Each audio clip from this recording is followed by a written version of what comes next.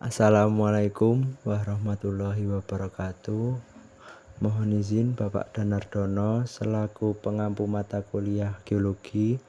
Sebelum saya mempresentasikan materi berikut, izinkan saya memperkenalkan diri. Perkenalkan, nama saya Gyoviko Pratama Sakti Hartanto,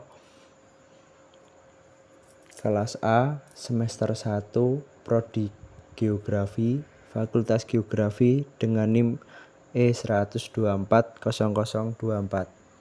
Di sini saya akan menjelaskan materi yang berjudul bentuk-bentuk arsitektur kerak bumi di Kabupaten Klaten, Jawa Tengah. Dengan pendahuluan, yang pertama, Kabupaten Klaten berada di antara Gunung Merapi dan Pegunungan Sewu, menjadikan daerah yang kaya akan bentukan muka bumi hasil proses geologi.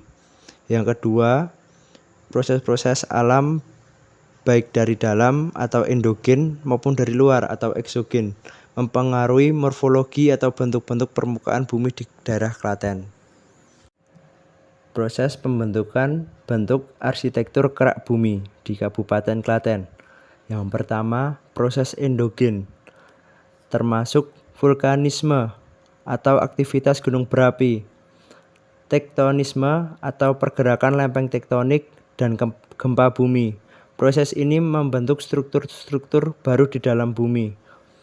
Yang kedua, proses eksogen seperti erosi, pelapukan, dan sedimentasi yang dipengaruhi oleh cuaca, air, dan angin dari permukaan bumi. Penekanan pada peran Gunung Merapi sebagai sumber aktivitas endogen utama di Klaten serta dampak proses-proses ini dalam pembentukan bentang alam di wilayah tersebut. Gunung api Merapi dan pengaruhnya.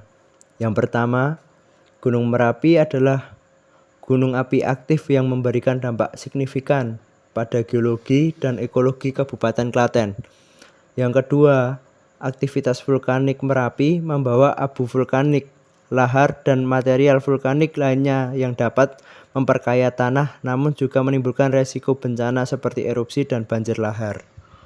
Dataran tinggi dan bukit kars di Pegunungan Sewu.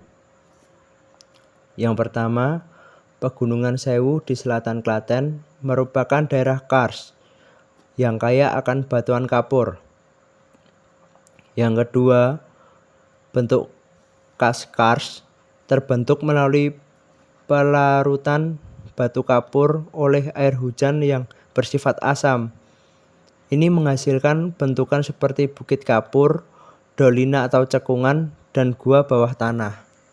Lembah dan dataran aluvial.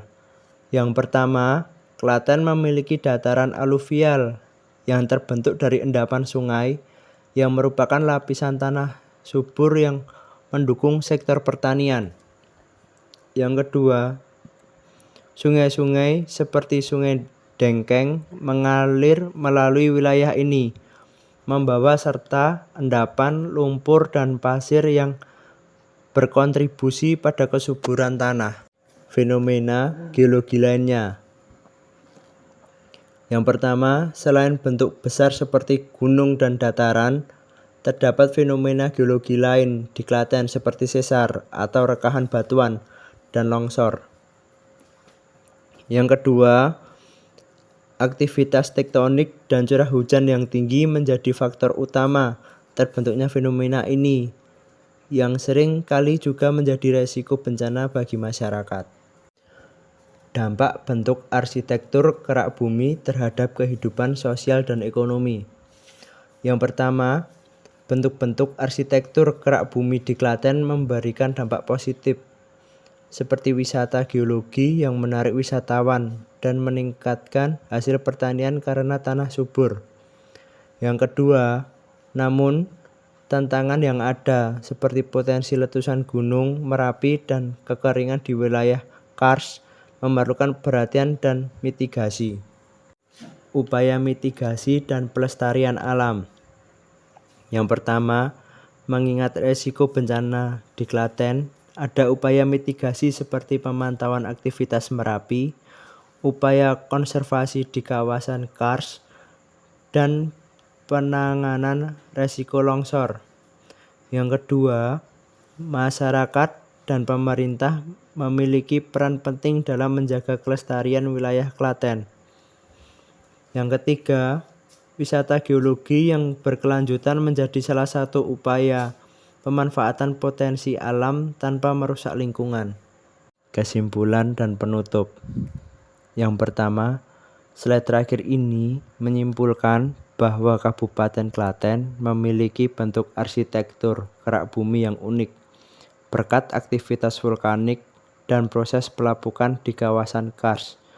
Yang kedua, pemahaman geologi lokal dapat membantu masyarakat dalam mitigasi bencana serta pelestarian lingkungan. Dan yang ketiga, mengajak audiens untuk meningkatkan kesadaran dan tanggung jawab bersama dalam menjaga kelestarian alam di daerah Kabupaten Klaten di Jawa Tengah. Sekian presentasi dari saya, kurang lebihnya mohon maaf. Wabillahi taufiq walhidayah wa walidi wa inayah. Wassalamualaikum warahmatullahi wabarakatuh.